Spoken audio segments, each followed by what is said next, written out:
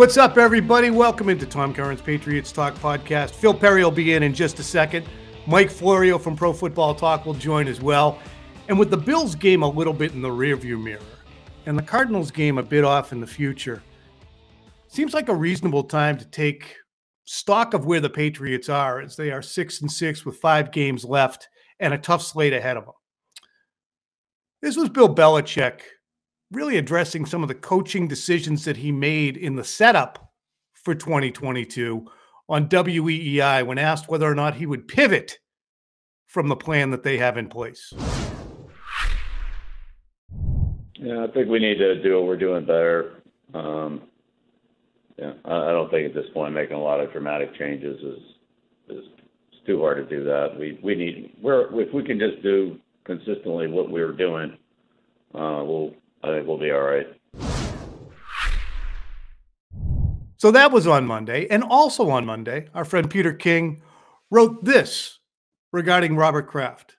I think Robert Kraft, who is 81 and will enter his 30th year of Patriots ownership in 2023, is not in this to rebuild deliberately. He has to be looking at the dung show on the Patriots offensive staff and wondering why Belichick left the offense so wanting this year. Anyway, I can't see anything weird happening this year, but I have my antenna up about the Patriots for 2023.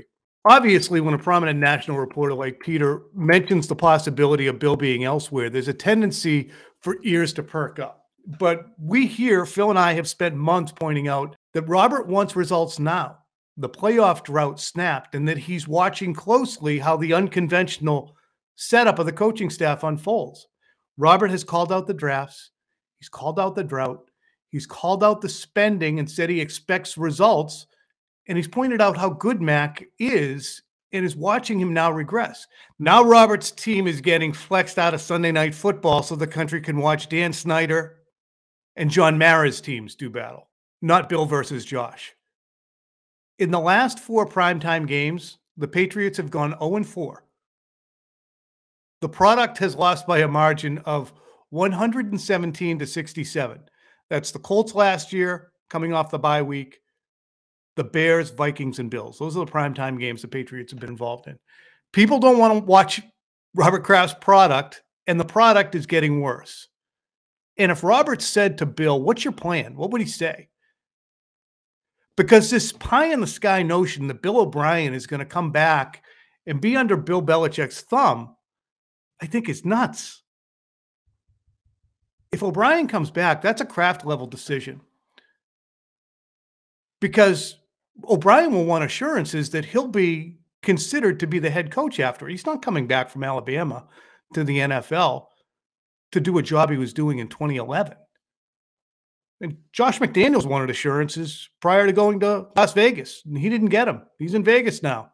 His team is creeping up on the Patriots in the AFC standings. Would Kraft move on from Bill, given the layout? With Bill 20 wins from passing Don Shula, depriving Bill of the chance to make that history after all Bill has done for Robert Kraft. That'd be cold as hell, huh? Bill is the draw right now for the Patriots. And Kraft, who got vilified for the Patriots' decision on Tom Brady, would get vilified again for being heartless and cruel to Bill Belichick. But, between the regression and last night's result, watching Tom Brady do what he did, it's still going to drive Robert Kraft crazy. That stood as a massive miscalculation. All the elements are in place for Robert Kraft to move on from Bill Belichick. Bad spending. He's got the highest paid tight ends and the second highest wide receivers in the league, and they don't produce. Bad drafting overall in the past decade, certainly. A bad decision on the greatest player ever. Bad coaching decisions this year. A bad product that people don't really want to watch. And regression of their most important player. Loyalty to Bill and letting him chase his white whale of Don Shula, not wanting to be cold, not wanting to have that on his legacy, those intangibles would be the reasons that Robert Kraft makes sure that Bill stays. But if you just looked at the direction and the results, Bill Belichick would have moved on from Bill Belichick by now, or he'd be strongly thinking about it. Phil, come in here. Reel me in if I need to be reeled in. I think your last point there, Tom, is a legitimate one. Bill Belichick is always looking to move on a year too early rather than a year too late. And for things to be as uncertain as they are, when you're the CEO of the football operation, you know, that I would say would at least have to raise questions from ownership. Now, I am not anticipating that Bill Belichick will not be coaching the Patriots in 2023. It feels to me like it would require a real crumbling of that relationship for that to happen, in my opinion. Now, could the coaching around Bill Belichick be changing because of the wants and desires of the guy signing the checks? That I could certainly see, though I would feel as though that I was about to say it feels like that would be borderline unprecedented, but I guess we did see a precedent in the other direction with Josh McDaniels. Josh McDaniels was kept around in large part because ownership wanted him here, right? Right. So that was an instance where ownership said, hey, we would like for this to happen on your staff. Let's make this happen.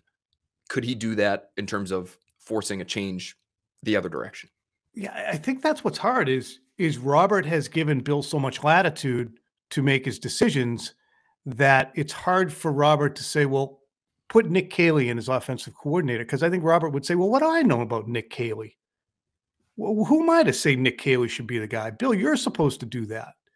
You're supposed to be the one who avoids having a situation where Matt Patricia is overloaded and over his head because he doesn't exactly, he's not well equipped to do the jobs you put him into, multiple jobs that you put him into. So to me, those conversations, which will require Robert Kraft to lay out in categorical fashion. Bill Kendrick Bourne has 19 catches. He had 55 for 800 yards last year. Jonnu Smith has 21 catches. He's a player who's going to make probably $50 million from us. You did a bad job on the purchasing. You did a bad job on maximizing. We're paying you a reported $20 million a year. For what, man? Where are we going? We moved on from Tom Brady, who, as bad as it looks sometimes down in Tampa, at least they fight to the end instead of being worried about the scoreboard and taking knees and getting hurt, which is something the Patriots did against the Bills on Thursday night. I think those conversations that we presume are going to be hard to have are going to have to be really hard to have. And you can't skirt around it and say, Bill, what's the plan? You know, it's not going the way. You have to lay it out and say, if it was anyone else, this record, again, they're 6-6. They could still scurry their way into the postseason. It's the shape of the team, the direction of the team relative to the expectations and relative to the amount paid and the talent on the field, right? But wouldn't you, when it comes to the shape of the team and the trajectory of the team, wouldn't you assume that Robert Kraft would still want Bill Belichick running that, directing that, as bad as it's been, but, you know, and have a hard conversation, but not move on from the guy? That's where I'm at. I don't know what the alternative would be. That's the hard thing. When you get 15, 18, 20 years of brilliance, and I say those numbers that don't add up to what Bill's tenure has been, because there have been years that have not been great. It makes it hard for you to say, yeah, but you fanned on all these free agents and just took a flamethrower to the money. And you missed out on the guy who's obviously still ready to go. And you were ready to back off of him in 2014 when you said we all know Tom's age and contract situation. It's not much in a vacuum, I think, as is presumed. I want you to say what you're trying to say here. What are you saying? Let's be as black and white about it as possible. That Bill Belichick is probably on much thinner ice than we think. And Robert Kraft has everything available to him in terms of smoking gun evidence that the team's going in the wrong direction under Bill's leadership. And the future is too murky for Robert Kraft to just sit there and nod and say, I'm sure Bill will figure it out, because he always has. If Bill needs to convince Robert Kraft verbally, because he hasn't done so on the field, as to why he should continue as the head coach and GM. That's strong. My guess is, and you tell me if this isn't enough, but my guess would be, hey, Bill, the offense tanked this year. It tanked.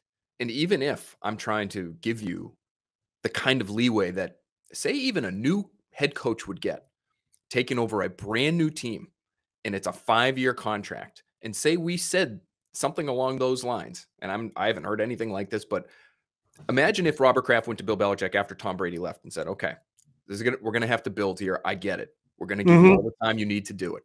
I'm going to be patient. I promise. We had a lot of success. The least I could do is give you the same level of leeway that Nick Sirianni gets, or random coach X gets with a new team. So do your thing. Even if that had happened, I agree with you that serious change should be considered. But to me, wouldn't it start with, okay, well, the offense is just a mess. Like, I'm not asking for much here, but I'm asking for somebody who has a little bit of experience coaching on that side of the ball, maybe even coaching quarterbacks. And let's see if we can progress going that way, as opposed to just wiping out the staff that you have on the sidelines right now, including Bill Belichick. To me, you're looking at a situation with a Nick Sirianni or a Mike McDaniel and ignoring the fact that the offensive staff and the quarterback situation and the need for a rebuild. And again, I don't think the Patriots in 2020 were going to be lights out with Tom Brady at quarterback. That relationship was so dysfunctional by that point. But it in part got dysfunctional because Bill Belichick wanted to move on from Tom Brady, who's standing right in front of him, had multiple years of high-level play still in the tank, and Bill wanted to move away from him because of all the reasons that the relationship got dysfunctional. Whether Brady was weird, or Bill was too demanding, or the two grew apart, he was still a really good football player. So Nick Sirianni would be inheriting a situation. Bill contributed to the situation directly. The roster is Bill's decisions. The spending on Nelson Aguilar, Kendrick Bourne, Devontae Parker trades, those decisions, Cole Strange, Isaiah Wynn, the fact that the offensive line is in disarray, those are decisions that Bill contributed to over the course of time. So I think that's why you look at it and don't just say, look, it's been a ridiculous rebuild. No one ever had to do it before because of post-Brady and what we've accomplished. Of course, it's going to be convoluted. It didn't have to be this bad. This guy, I guess, is what I'm saying. And I think that would be fair too. I think Bill Belichick's response to that would be, well, we did everything we could. I wasn't building long-term when we had Tom. I was building for Tom. We made all kinds of decisions we would never make otherwise. So I need that kind of latitude. So I have to dig out from the Isaiah Wynns that I drafted because we needed that, or the Sony Mohamed Sanus, the Sony Michels, the Antonio Browns, all that stuff. You know, that stuff that I never would have done, but we wanted to make the most of Tom while we had him. How much do you take into account the public commentary that we've heard from really specifically Jonathan Kraft, because that was the latest stuff we got while the season really wasn't going well, before that Jets game in New Jersey, where it sounded like they weren't really in any sort of dire straits, big picture, franchise-wide, where a move like maybe moving on from Bill would seemingly come out of nowhere. Is that just PR, or is that a window into how they really feel about the situation? I think Jonathan and Robert might not have completely dovetailing perspectives on it. I think Jonathan is much more clinical and much more with an eye to, okay, how's this going to play in Peoria? And how is this going to, what kind of a step back would it ever be? Whereas Robert is much more inclined right now to be a Patriots fan, big time, and point out the aspects that are lacking that he wants to see improve. And if the main guy, Robert, doesn't see improvement in those, then it just amounts to saber rattling if you don't do anything at all. And he doesn't strike me as a saber rattler. That's why the conversation is germane. He just doesn't strike me as someone to idly say, I need to see these things, not get them, and then say, well, I guess I didn't get them. Phil, I'm going to jettison you. Okay, I got to be jettisoned. Love you. Talk to you later. All right, bud. All right, so Phil's out. Mike Florio is going to come in. And again, as the Patriots continue to lick their wounds from their loss to the Bills and prepare for their trip to Arizona, sandwiched in the middle here is this Tampa Bay Buccaneers game last night, Monday night, against New Orleans. And it struck me there were parallels in the game between what the Bucs were facing and what the Patriots were facing at the end of the game against the Bills. Here's Mac Jones talking about the urgency that he had hoped to see against the Bills late in the game and why he was so fired up. Obviously, just kind of let my emotions get to me, but, we're kind of playing from behind, and what I said was about throwing it deeper in the short game. I got to execute that part better, but it's the short game that we kept going to, which was working, but I felt like we needed chunk plays, and, I shouted that out to kind of get everyone going, and that's emotional, that's football. I'm passionate about this game, and obviously you don't want to get your emotions get the best of you, but I think that's pretty much it. Like, it wasn't directed at anybody, just emotion coming out, and we kind of needed a spark. So when you're playing from behind against a really good team and a good offense, you need to go out there and make better plays, and that starts with me. So definitely wasn't good enough by me tonight, and all you can do is watch the tape and see where we can get better. But playing catch-up's hard. We didn't want to do that all game, and I didn't do a good enough job getting ahead early and making it work. So tough one, but hats off to the Bills for playing a good game. Take this parallel into account. For the Patriots last Thursday night, 13:01 was left. The score was 24-7. Mac hit a check down on a 3rd and 15 on a 4th and 7 from the Patriots 46. You could tell that Mac expected to be able to go for it. He was pissed when the Patriots decided to punt. And I wonder if that preceded the moment of throw the flipping ball down the field, quick game flipping sucks.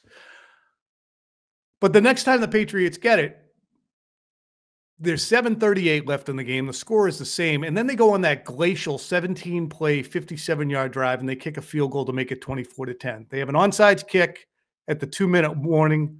They don't recover it. They say, screw it. Don't use their timeouts. They call it a day. And Bill later explained he was afraid that Mac could get hurt because that happened in the Ravens game. They tried to continue on, and it didn't work. And that fear comes after spending the entire game and weeks prior too scared of what might happen if the team was aggressive on offense. Just putting up the white flag of surrender. Meanwhile, Mac is out there saying, we have to go down fighting. Meanwhile, last night, similar situation. Bucs are down 16-3, 7:06 left, and they get a 7-yard gain on 3rd and 17. Brady actually tries to stay on the field in his own end, and he's pissed when the punt team comes out. Bucs get the ball back with 5:21 left at their own 9, and then Brady goes off.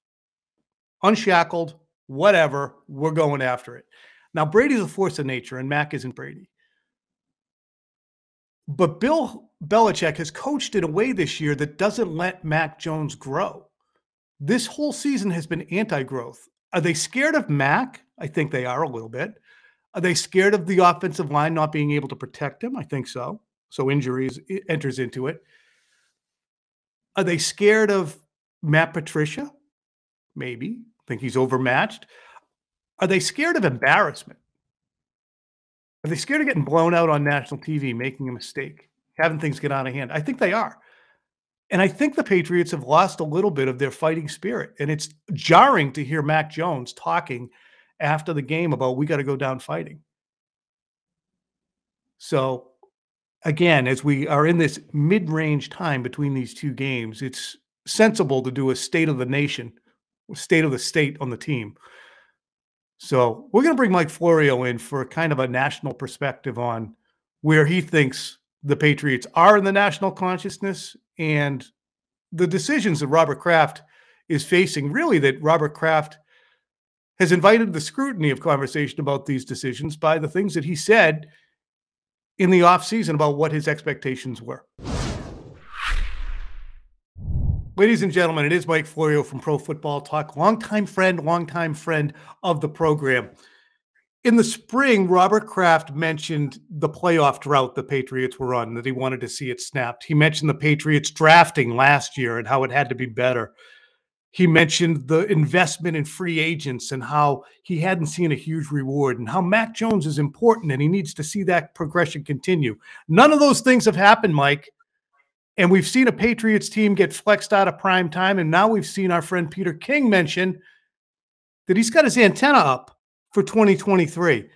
Is this jarring to you from a national perspective to consider perhaps Robert Kraft might perhaps think about considering perhaps a thought given to replacing Bill Belichick?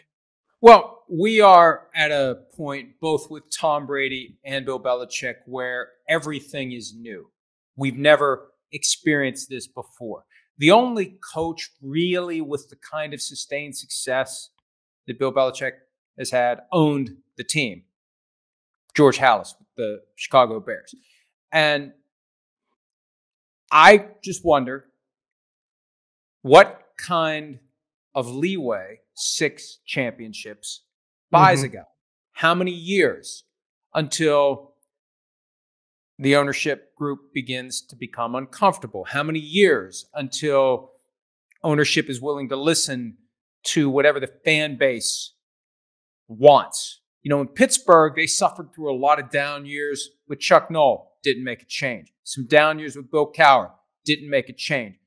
This is going to be a down year with Mike Tomlin. They don't have very often. He hasn't had a losing season. Don't make a change. When will Robert Kraft, Jonathan Kraft, when will they become sufficiently uncomfortable that they feel like it's no longer sustainable? I don't know.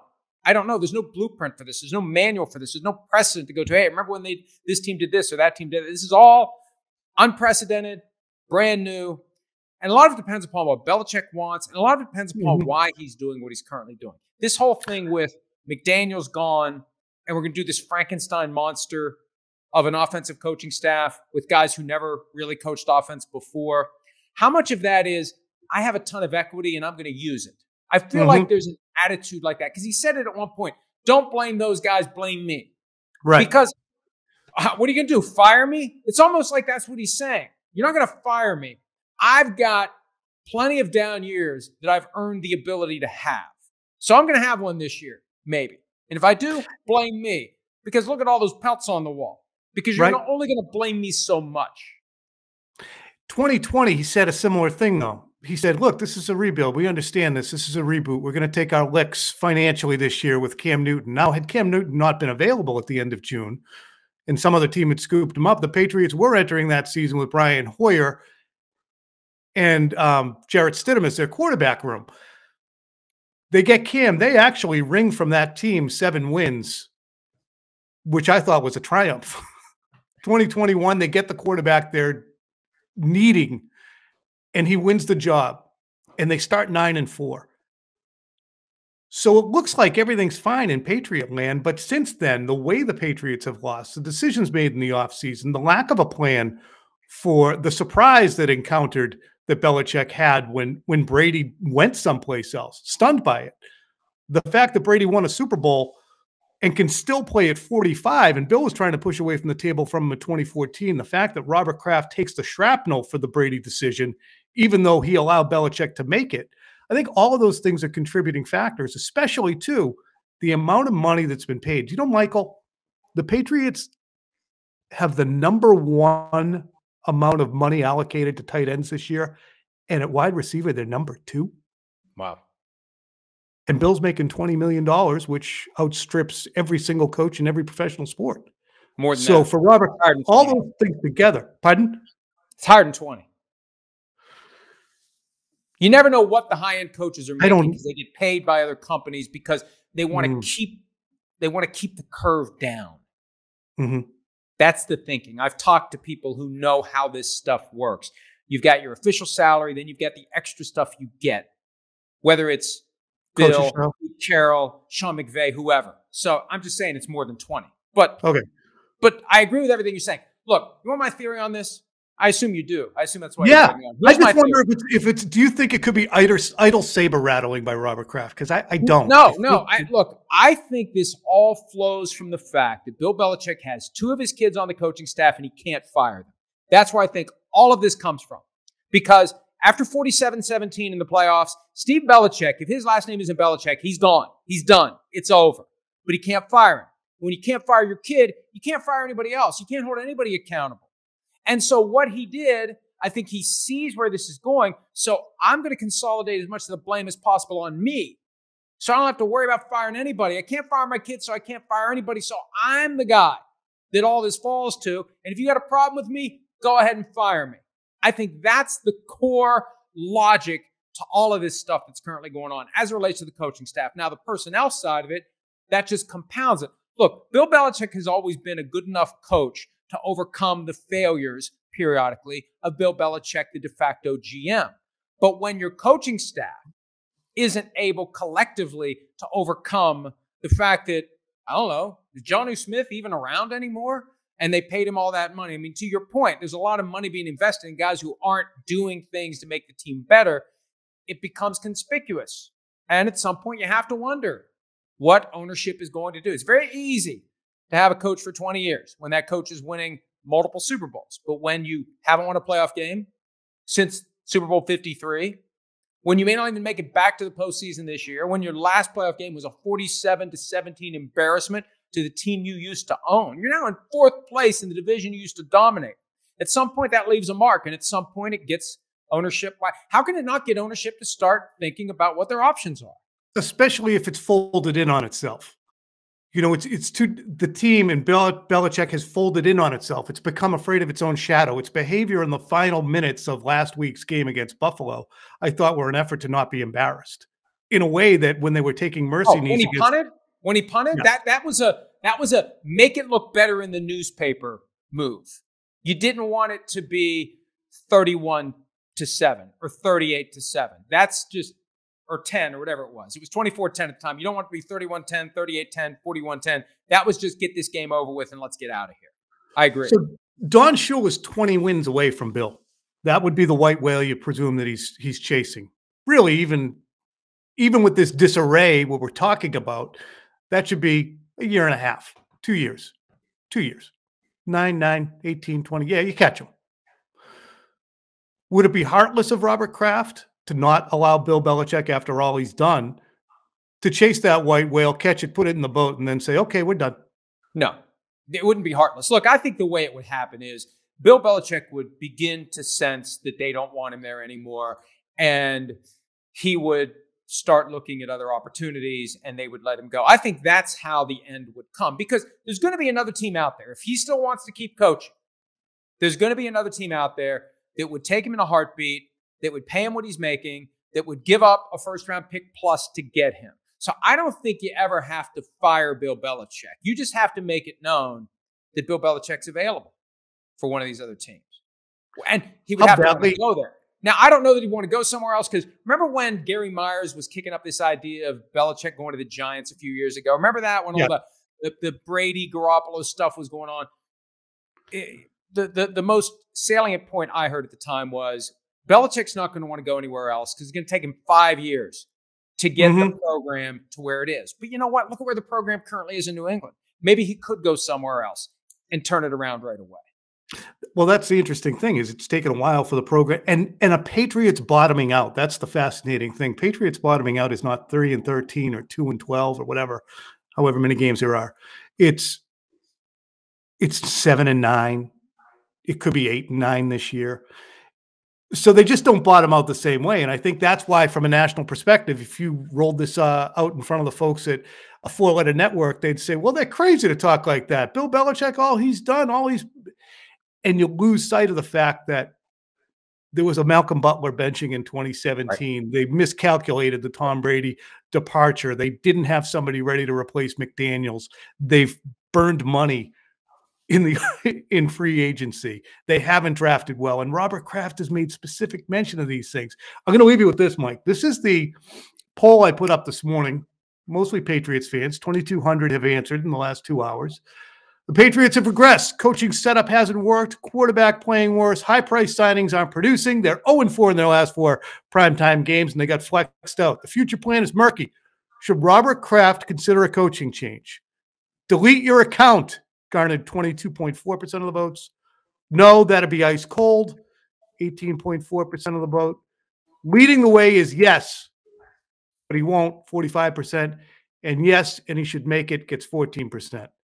I think the people nationally would be surprised at the results. That it is this way here. But that's a factor. That's a factor. Because you have to be attuned to your customers. It's ultimately a business that is about getting people to give up their time, their money, their loyalty, their attention, their being. And if your fans aren't happy, if your customers aren't happy, you got to consider change. Look, Tom, I think that it's possible, but it would be more along the lines of he goes to another team and the Patriots get some compensation. It wouldn't be a firing. I don't think they'd have to put him through the indignity of being fired because they could offload him to someone else if he wants to keep coaching and if he's willing to go coach somewhere else. And if he wants to keep coaching and it's just not working in New England, then yeah, you find a team where, almost like Brady did, let me find a team that has all the pieces in place except a good coach. Whether it's the Chargers, all due respect to Brandon Staley, but they continue to fail to get things done, and they have a great young quarterback in Justin Herbert. But there would be a team out there, kind of like what Sean Payton's currently doing, waiting for that opportunity where all the planets line up just right to give you a chance to win somewhere else. And I'll say this, Tom, all the coaches that have won a Super Bowl know that there is no coach who has won a Super Bowl with 2 different teams. They all know about it, and they all want to be the first one to do it. Maybe that's the thing that carries Bill Belichick for the last 5, 7, 10 years of his coaching career, that desire to be the first guy to win a Super Bowl with 2 different teams. And that's, for 70 years old, that's tough. It's a tough road to hoe to say, I'm going to go uproot, relocate, 75 years old. And I'm going to, more than anything, Mike, I'm going to start listening to people who didn't come up in my system and value their opinions. Because whether it's Patricia or Judge or McDaniels or the notion that Bill O'Brien's going to come back and be under the thumb of Bill Belichick for the next 5 years at his age, there is not a lot of outside influence in Bill's world. So he would have to go on bended knee and satiate sometimes a new owner, a new media group, and do the outreach he did here in 2000. Here's the fundamental problem for Bill Belichick. And I hear all the time what a great guy he is. You get him away from football, and that's fine.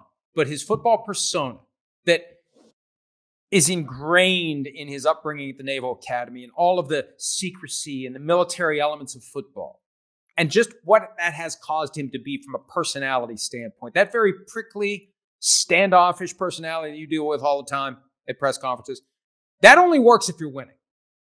When you aren't winning, people quickly get sick of the way you are. And you either change or that's it.